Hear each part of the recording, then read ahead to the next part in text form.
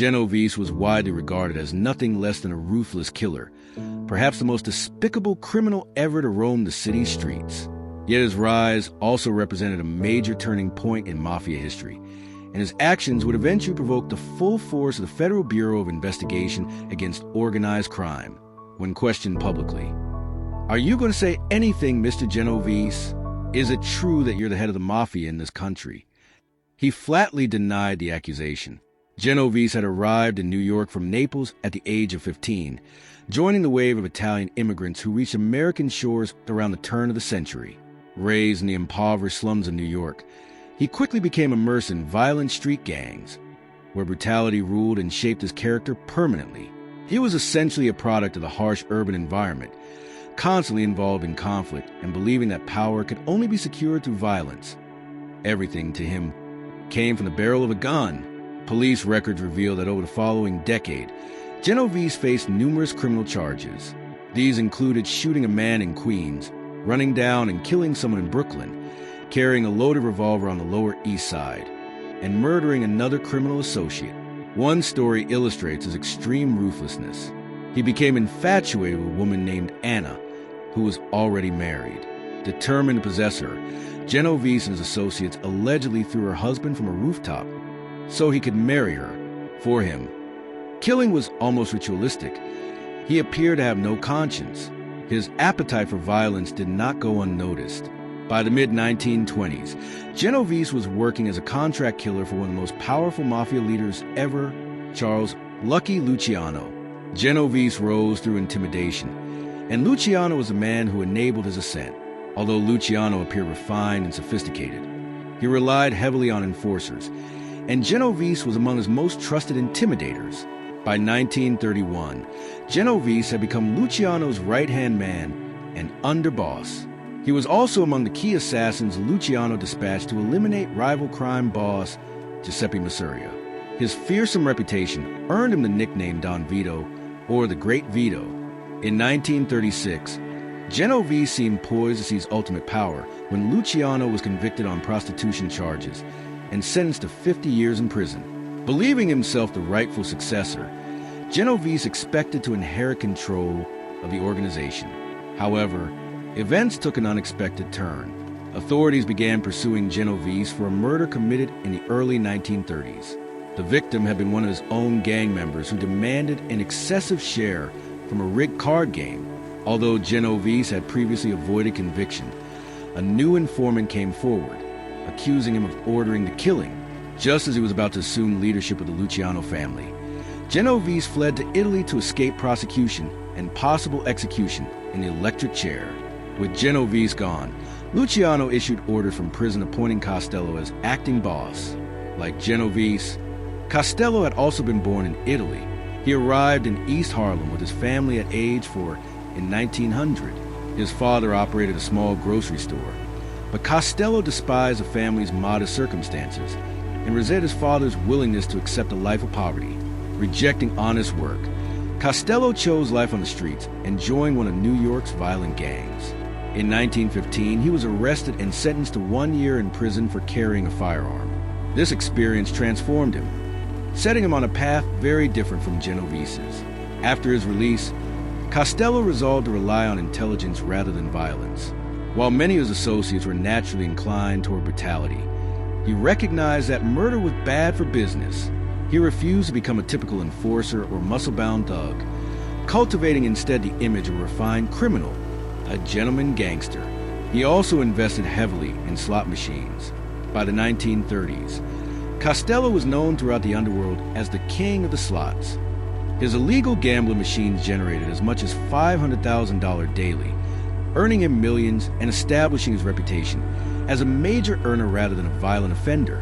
With Genovese absent, Costello rose to extraordinary power, becoming head of New York's largest mafia family, commanding more than 400 soldiers. He seamlessly filled Luciano's position and continued expanding the organization's vast wealth. Meanwhile, in Italy, Genovese struggled to rebuild his position. It was rumored that he fled the United States carrying $750,000 in cash, funds he would certainly need. At the time, Benito Mussolini, leader of Italy's National Fascist Party, fiercely opposed the Sicilian Mafia. Nevertheless, Genovese discovered that Mussolini could be influenced. Genovese gained favor by donating money to fascist projects and even arranged an assassination in New York for Mussolini. A newspaper editor who had consistently criticized Mussolini was murdered after Genovese allegedly instructed his killers to carry out the act. In return for his loyalty and financial support, Mussolini awarded him an Italian knighthood. However, given Mussolini's reputation for executing mafia figures, Genovese could never truly feel secure. When World War II erupted, Genovese seized another opportunity, demonstrating remarkable cunning by working simultaneously for both Axis and Allied interests. After American forces invaded Sicily in 1943 and Mussolini was overthrown, Genovese quickly switched to legions, serving as an interpreter and advisor to the U.S. military government. While officials believed he was assisting them, he was secretly orchestrating a vast black market operation, stealing military supplies by bribing army officers and selling the goods illegally throughout Italy. Despite his success overseas, Genovese remained wanted in connection with the card game murder. New York authorities obtained fresh evidence when a witness named Peter La Tempa claimed he had overheard Genovese planning the killing. La Tempa was placed in protective custody as the prosecution's chief witness. In August 1944, American authorities arrested Genovese in Naples and extradited him to New York to stand trial. However, he had no intention of accepting responsibility. On January 16, 1945, La Tempa complained of severe gallstone pain and received medication from his guards. 2 hours later, he was dead. A toxicologist later reported that his body contained enough sedatives to kill 8 horses. With the key witness eliminated, the case against Genovese collapsed. Although the judge suggested that even minimal corroborating evidence would have led to his execution, Genovese was acquitted, having once again evaded justice through manipulation. After his release, Genovese returned to the streets but did not regain control of the organization. His longtime rival, Costello, remained firmly in power and was flourishing. Costello carefully cultivated the image of a legitimate businessman, sometimes appearing almost aristocratic. He associated freely with politicians, congressmen, journalists, writers, judges, police officials, and city council members. Through these connections, he gained a reputation as a crime boss capable of bridging the world to legality and organized crime. His public standing was so strong that even the Salvation Army appointed him as a vice chairman. From the sidelines, Genovese watched as Costello's influence grew. He envied Costello's intelligence and recognized that Costello achieved through persuasion what he himself could only accomplish through violence. Costello's power was immense. Judicial appointments reportedly required his approval, and political candidates within the Democratic Party sought his endorsement. He maintained extensive influence over judges, district attorneys, and public officials, often corrupting them. When organized crime gains control over political and judicial systems, determining which laws are passed and how justice is administered, the consequences can be dangerous. Though Costello appeared cultured and sophisticated, he was, despite his refined appearance, one of the most formidable and dangerous mafia figures in American history. Frank Costello earned the nickname Prime Minister, a label popularized by the media, which portrayed him as the American counterpart of Winston Churchill within the criminal underworld. This did not suggest that he held the position of boss of bosses, since no such official title existed. Instead, much like a prime minister in many nations, he was regarded as first among equals, sometimes even a bit more influential than the others. Meanwhile, Vito Genovese initially appeared to be out of the picture, but he recognized what he believed was a serious error on Costello's part. Costello preferred to negotiate only with the powerful figures, while overlooking the lower-ranking members. In doing so, he neglected the rank and file. His attention was directed almost entirely toward the capos, capo being the Italian word for captain, who commanded individual crews. Loyal members of these crews began voicing dissatisfaction, feeling abandoned and overlooked because Costello no longer showed them favor. Genovese saw this growing resentment as a chance to weaken Costello's authority. The family soldiers, the button men, believed that Genovese represented the authentic criminal figure, whereas Costello seemed increasingly detached from the realities of organized crime. Genovese never forgot his identity as a criminal. But Costello appeared to lose sight of that truth, gradually becoming absorbed in his own reputation and legend. Everyone understood that Genovese desired Costello's position, yet he could not simply seize power because the other bosses would not have permitted such a move while Costello remained dominant. Costello possessed valuable political and social connections that Genovese lacked. Consequently, Genovese focused on strengthening his position, expanding his rackets to generate substantial profits, building financial power, gathering loyal soldiers, and maintaining hired killers in case a decisive confrontation became necessary. He patiently waited, hoping Costello would eventually make a critical mistake. And he did not have to wait long. In 1950, an ambitious Democratic senator from Tennessee, Kefauver, led a committee tasked with investigating organized crime across the United States. The committee summoned more than 600 gangsters, underworld figures, politicians, and police officers to testify. The nation became captivated as the hearings dominated headlines and television broadcasts. Many people vividly recalled the Kefauver investigations, remembering how they revealed the existence of highly organized criminals operating deliberately and controlling significant portions of the country's illegal activities. It was a startling revelation for the public, exposing the scale and structure of organized crime in America. While numerous witnesses refused to cooperate, Costello chose to answer the committee's questions. He believed that by appearing before the panel, he could present himself as a respectable gentleman and legitimate businessman rather than a common criminal. His polished demeanor and public image were carefully crafted to distinguish him from the stereotypical mob figure. Costello, widely considered the most powerful underworld leader in America, quickly became the central figure of the hearings. However, he soon made a significant misjudgment. He astonished observers by demanding that his face not be shown on television. The committee granted his request and instructed broadcasters to comply. As a result, television crews were left with only one option: filming his hands during his testimony. These images became famously known as the hand ballet. Whenever questioning about his criminal involvement became particularly intense or uncomfortable, Costello's hands revealed his tension. He would rub his palms together, tighten his fingers, grasp a glass of water, tap nervously on the table, or crumple and tear pieces of paper. Although television cameras could not show his face, newsreel cameras and press photographers faced no such limitations, capturing his appearance freely. During questioning, Costello was asked what he had contributed to the United States as a citizen. Reflecting on his achievements, he simply replied that he paid his taxes. In his view, this was sufficient service to the nation. He did not believe military service was necessary. To him, paying taxes was a patriotic duty fulfilled by all working citizens. Yet despite his intention to appear respectable, he became one of the first major television-made public figures, though not in the way he had hoped. Eventually, feeling ridiculed and humiliated, Costello refused to continue answering questions. He presented a doctor's note stating that he was not in a suitable condition to testify, claiming that his mind was not functioning properly and that he could not provide truthful responses. The public exposure severely damaged Costello's reputation. After the hearings, he emerged as the Justice Department's primary target. Once he faltered before the Kefauver committee, authorities aggressively pursued him. He was charged with tax evasion and later convicted, and he also faced accusations of lying Congress.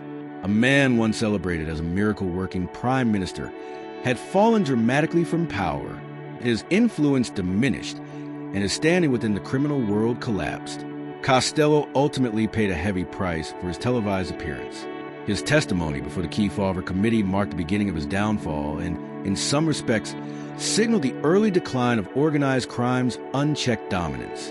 Over time, the hearings heightened public awareness of the mob's operations and drew widespread attention to its activities. For one figure, however, Costello's misfortune was a welcome development: Genovese, who intended to take full advantage of the situation. As part of his strategy, he began eliminating Costello's loyal enforcers. The first target on his list was one of Costello's most trusted hitmen, William "Willie" Moretti. Moretti had grown up alongside Costello in East Harlem and had become a feared racketeer in New Jersey, commanding his own force of 60 soldiers. He was also among Costello's most steadfast allies. Yet the planned killing of Moretti was not solely a matter of business. It was also deeply personal. Moretti had risen to the position of underboss under Frank Costello, becoming his second-in-command. As a result, Vito Genovese was pushed aside and reduced to the rank of captain over his former crew. Genovese had selected his target carefully. Moretti was afflicted with advanced syphilis that had begun spreading to his brain. This condition caused alarming changes, including making him unusually talkative, raising fears that he might begin speaking to press. Genovese exploited the situation to his advantage. Because of Moretti's deteriorating health, he approached the Commission, the Mafia's governing board, and requested authorization for a mercy killing. The Commission had been established by Lucky Luciano in 1931 as a democratic structure to manage the organization's affairs. It functioned under strict regulations, including the rule that no crime boss could be assassinated without its approval. In this case, they granted permission. The assassination was scheduled for the morning of October 5, 1951, while ordinary residents in New York went about their daily routines. By this point, Genovese had made it unmistakably clear to Costello that he intended to eliminate him. Costello, however, was in no position to defend himself. He was constantly battling U.S. authorities over charges of contempt of court and tax evasion.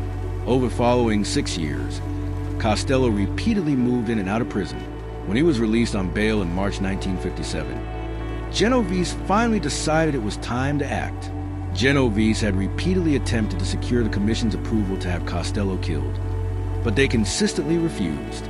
Eventually, he resolved to move against Costello regardless of their decision. He carefully studied Costello's daily habits. At 66 years old, Costello continued to travel around the city by taxi or on foot, attending meetings just as he always had, without bodyguards or bulletproof vehicles. This made him an easy target, while other bosses surrounded themselves with armed protection. Costello believed that if someone truly intended to kill you, those guards would simply be the first people bribed. Genovese assigned the contract to Vincent Giganti, a former professional prize fighter who later became Genovese's chauffeur. Giganti had a reputation as a brutal and intimidating figure, a genuine enforcer who could erupt into violence at a moment's notice. He was, in many ways, a reflection of Genovese himself, and Genovese admired him for his ruthlessness. On the evening of May 2, 1957, Costello dined with friends at a restaurant on Manhattan's East Side. After finishing his meal, he took a cab back to his apartment. Costello lived in an elegant and highly exclusive residence overlooking Central Park, known as the Majestic Apartments. Despite knowing Genovese was plotting against him, Costello remained confident. One night, as he entered the building's lobby, he was confronted by Giganti. Raising his gun, Giganti shouted, "This is for you," and fired. Costello arrived at Roosevelt Hospital covered in blood, but the bullet had only grazed his skull. Later, one of Genovese's senior associates, Joe Valachi, remarked that Giganti had wasted an entire month practicing for the attempt. There's been ongoing debate over whether Giganti deliberately missed or simply failed due to inexperience. Some believe the latter, that he merely missed his shot. According to Mafia rules, however, if an assassination attempt fails, it cannot be repeated. The doorman at the Majestic identified Giganti as the gunman. Giganti soon surrendered and was charged with attempted murder. This created a dangerous situation for Genovese. If Costello confirmed Giganti's identity, the police would likely pursue Genovese as well. During the trial, Costello adhered to the Mafia code of omerta, the strict code of silence. He told the jury that he did not recognize Giganti. As a result, Giganti was acquitted. Upon leaving the courtroom, he approached Costello, shook his hand, and thanked him. Genovese understood that as long as Costello remained alive, he posed a serious threat. He learned that Costello had been secretly meeting with Albert Anastasia, the feared leader of Murder Incorporated, often referred to as its chief executioner. Anastasia was known for using guns, ice picks, and strangulation as his methods of killing. Unlike the more diplomatic Costello, Anastasia was a hardened and merciless figure, yet the two men were close friends. Had any move been made against Costello while Anastasia was still alive, Anastasia would almost certainly have retaliated. Genovese therefore chose to act first. The challenge was reaching Anastasia. He lived in a heavily guarded mansion in New Jersey, protected by aggressive guard dogs and barbed wire fencing. and he always traveled with bodyguards. To get close to him, Genovese needed assistance from someone within Anastasia's circle. He turned to Carlo Gambino, an ambitious lieutenant under Anastasia, and persuaded him that both of them would benefit from Anastasia's death. On the morning of October 25, 1957, at 10:15 a.m., Anastasia entered a barber shop in Midtown Manhattan. His bodyguards parked the car in an underground garage and stepped away for a walk. As Anastasia sat in the barber's chair, he closed his eyes and relaxed. Two men in suits approached from behind, their faces partially concealed by scarves. They opened fire, blasting Anastasia out of the chair. Following the killing, Genovese moved quickly. He immediately declared himself the head of the family, and then turned his attention once more to his longtime rival, Costello. Costello understood the message clearly. His era of leadership had ended. If he refused to step down, he would be killed. Genovese stripped Costello of all his gambling operations and financial interests in Las Vegas, Florida, the Caribbean, and New York. He allowed Costello to live only on the condition that he would draw completely from criminal activities and never again participate in racketeering. Costello ultimately sent a message to Genovese. "Don Vito, it's yours. You're in control." Genovese had achieved his goal. He now ruled the largest mafia family in New York. Yet he had also placed himself in serious danger. Driven by relentless ambition, he had ordered the assassinations of two mafia leaders without receiving approval from the organization's governing body, the Commission. Moreover, he had taken additional actions that made several Commission members deeply uneasy. Genovese had by this time expanded deeply into the world of narcotics trafficking. To him, drugs represented one of the most lucrative opportunities available to organized crime within the powerful Luciano crime family. He had assumed responsibility for managing large-scale drug operations, yet the timing could not have been more dangerous.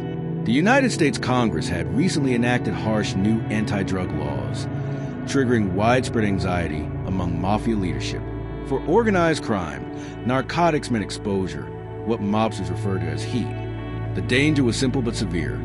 Anyone arrested for drug trafficking faced extremely long prison sentences, sometimes reaching 30 years.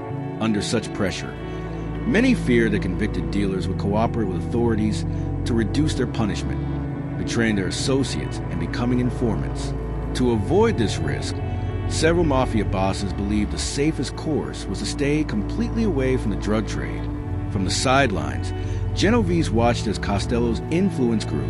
He envied Costello's intelligence and recognized that Costello achieved through persuasion what he himself could only accomplish through violence. Costello's power was immense. Judicial appointments reportedly required his approval, and political candidates within the Democratic Party sought his endorsement. He maintained extensive influence over judges, district attorneys, and public officials, often corrupting them. When organized crime gains control over political and judicial systems, determining which laws are passed and how justice is administered, the consequences can be dangerous. Though Costello appeared cultured and sophisticated, he was, despite his refined appearance, one of the most formidable and dangerous mafia figures in American history. Frank Costello earned the nickname Prime Minister, a label popularized by the media, which portrayed him as the American counterpart of Winston Churchill within the criminal underworld. This did not suggest that he held the position of boss of bosses, since no such official title existed. Instead, much like a prime minister in many nations, he was regarded as first among equals, sometimes even a bit more influential than the others. Meanwhile, Vito Genovese initially appeared to be out of the picture, but he recognized what he believed was a serious error on Costello's part.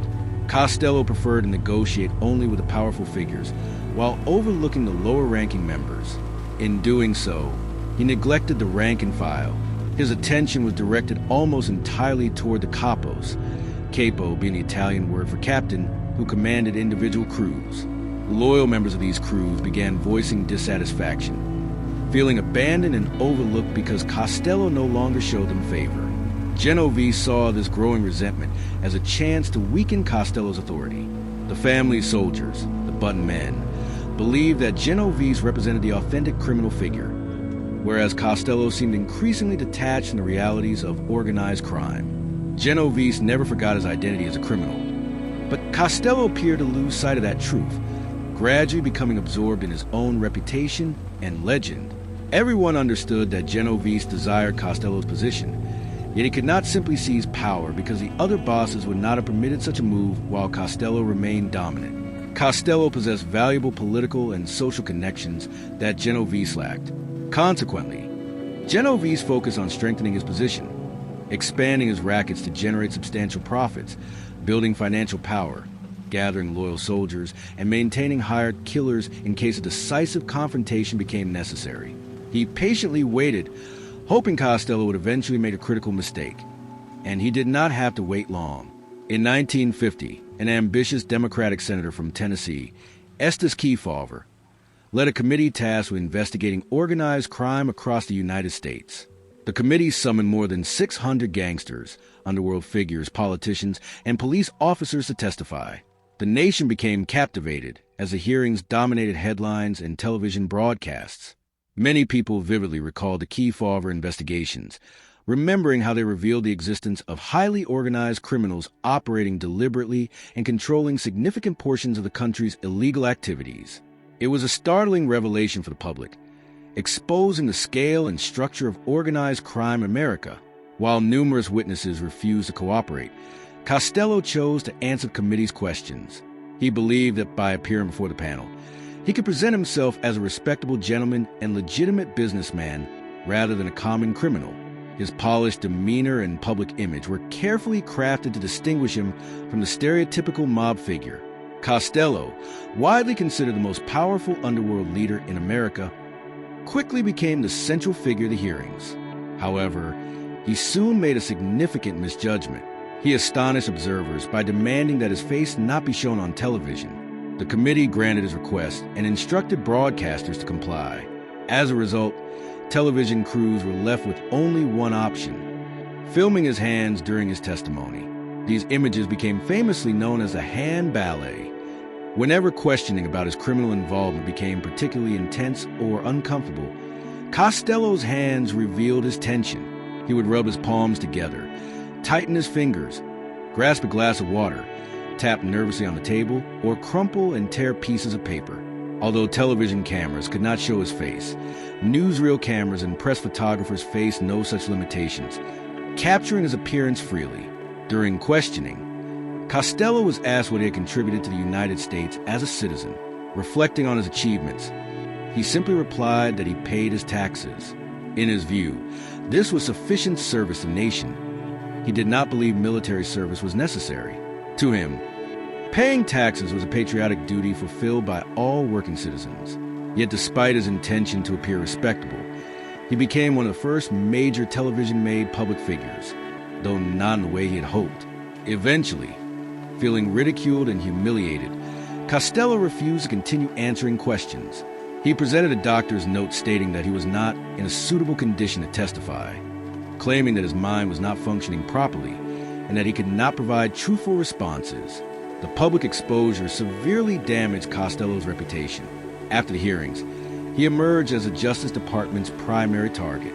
Once he faltered before the Kefauver committee, authorities aggressively pursued him. He was charged with tax evasion and later convicted, and he also faced accusations of lying Congress. A man once celebrated as a miracle-working prime minister had fallen dramatically from power. His influence diminished, and his standing within the criminal world collapsed. Costello ultimately paid a heavy price for his televised appearance.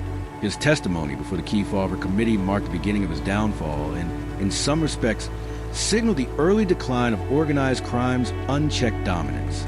Over time, the hearings heightened public awareness of the mob's operations and drew widespread attention to its activities. For one figure, however, Costello's misfortune was a welcome development: Genovese, who intended to take full advantage of the situation. As part of his strategy, he began eliminating Costello's loyal enforcers. The first target on his list was one of Costello's most trusted hitmen, William Willie Moretti. Moretti had grown up alongside Costello in East Harlem and had become a feared racketeer in New Jersey, commanding his own force of 60 soldiers. He was also among Costello's most steadfast allies. Yet the planned killing of Moretti was not solely a matter of business. It was also deeply personal. Moretti had risen to the position of underboss under Frank Costello, becoming his second in command. As a result, Vito Genovese was pushed aside and reduced to the rank of captain over his former crew. Across the country, leading figures within the Mafia began to see Vito Genovese as reckless and unpredictable, a man unwilling to follow established rules. His aggressive involvement in narcotics threatened to attract the scrutiny of the Federal Bureau of Investigation, potentially placing the entire criminal network in jeopardy. Seeking to defend his actions and secure his position, Genovese called for an emergency meeting of the commission to explain his recent activities in New York City. Traditionally, the commission was not meant to hold another national gathering for several years. Such conventions were typically scheduled only once every 5 years. However, Genovese insisted that the bosses of all major crime families, particularly those from New York, assemble immediately to address what he described as urgent developments. More importantly, he intended to demonstrate to all that he was the recognized head of a powerful crime family. The location chosen for this crucial meeting was the same site where mob leaders had gathered the previous year, a quiet, isolated town in upstate New York known as Appalachin. The decision would soon prove to be the most disastrous mistake of Genovese's career. On November 14, 1957, more than 60 of the Mafia's most influential leaders, accompanied by advisors and heavily armed bodyguards, traveled from Cuba, Italy, and cities across the United States to a secluded hilltop estate in the sleepy hamlet of Appalachin. Located roughly 180 miles northwest of New York City, the remote setting appeared ideal, far removed from the watchful eyes of urban law enforcement. The estate belonged to crime boss Joseph Barbara, who hosted the historic gathering. Among those in attendance were some of the most powerful figures in organized crime, including Joe Bonanno, Carmine Galani, Sam Giancana, and Joe Prophesy. Presiding over the assembly, seated prominently at the head of the table, was Don Vito Genovese himself. The Appalachian Conference represented an unprecedented gathering of mob leaders from across the nation. At that time, the modern structure of organized crime, established in 1931, remained firmly dominated by New York's 5 families. Criminal organizations operating in other American cities functioned largely as subordinate groups, answering to the authority of New York's powerful underworld leadership. Yet, while the Mafia believed their meeting was hidden from public view, local authorities had already begun to notice unusual activity. Detective Sergeant Edgar Croswell of the New York State Police had been carefully observing developments in the area. Officers soon detected suspicious signs. An unusual number of unfamiliar visitors arriving from out of town, along with dozens of vehicles converging on a single farmhouse in an otherwise quiet and remote location. Croswell's suspicions deepened when he learned that Barbara had reserved numerous rooms at a nearby hotel. The situation became even more suspicious when a local food supplier reported an unusually large order placed by Barbara. 20 pounds of steak, 20 pounds of veal cutlets, and 15 pounds of cold cuts. These preparations suggested that something far greater than an ordinary gathering was about to take place. On that particular day, Croswell had been carefully monitoring the beer shipment because he was aware of its connections to organized crime. Recognizing the seriousness of the situation, he urgently requested assistance. He radioed for reinforcement, instructing officers to dispatch as many personnel as possible to Appalachin, explaining that a major incident was unfolding. Acting swiftly, Croswell directed his troopers to surround the house.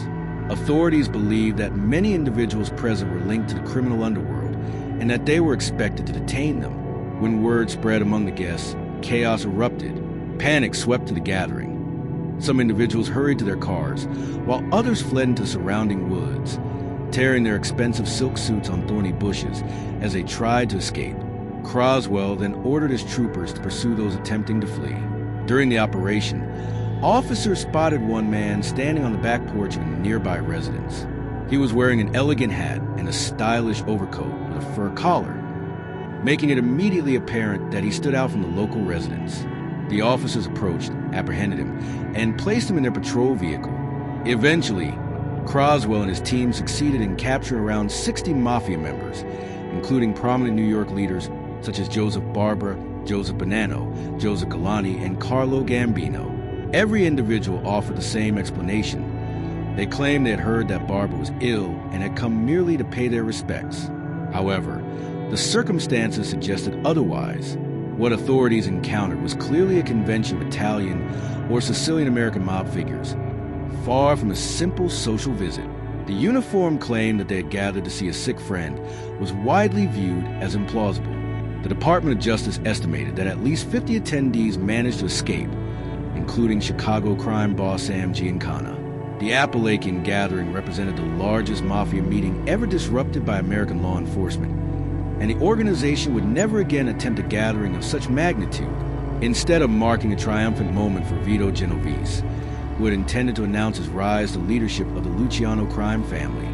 The event ultimately exposed the entire network to government scrutiny.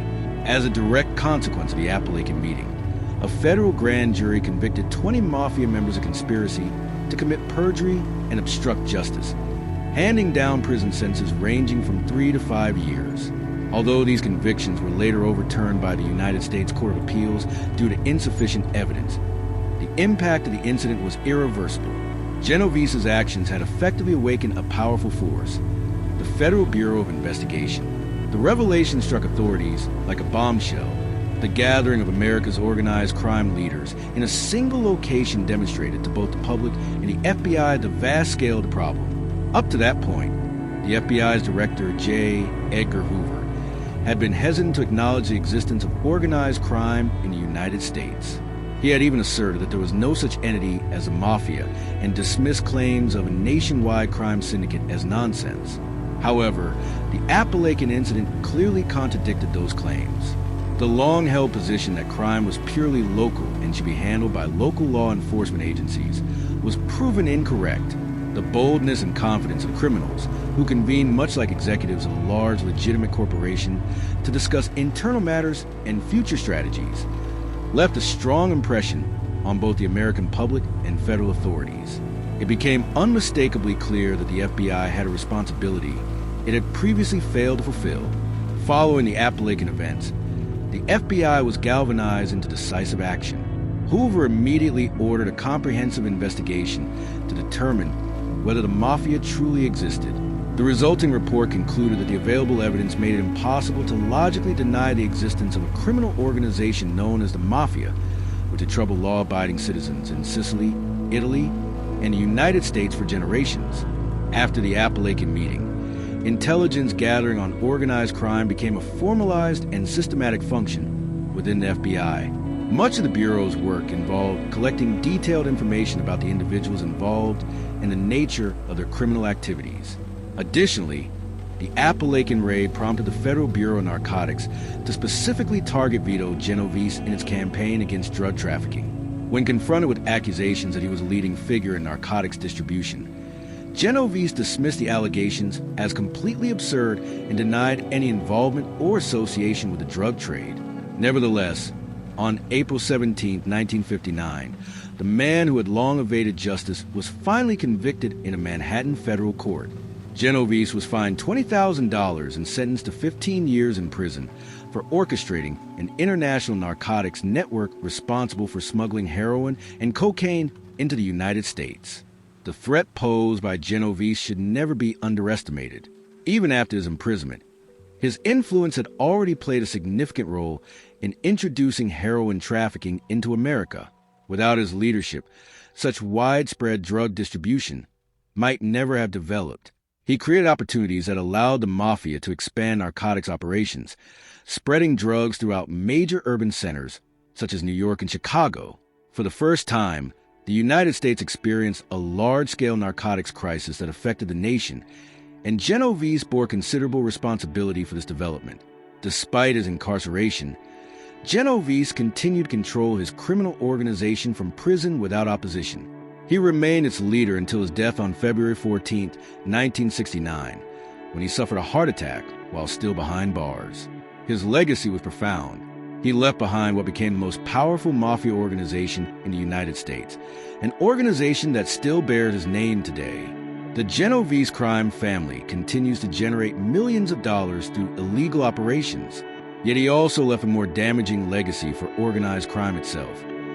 By exposing the Mafia to the scrutiny of the FBI, The disastrous events at Appalachin marked the beginning of an aggressive federal crackdown on organized crime across America.